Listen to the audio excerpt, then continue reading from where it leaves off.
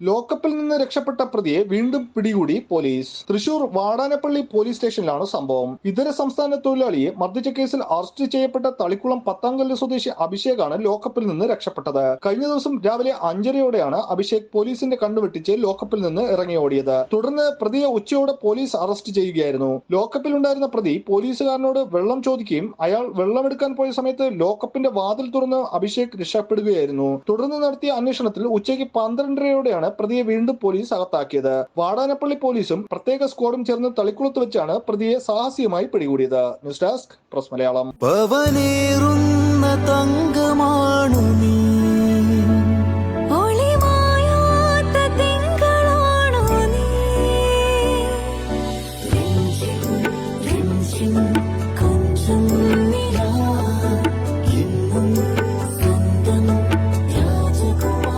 Be a Rajakumari.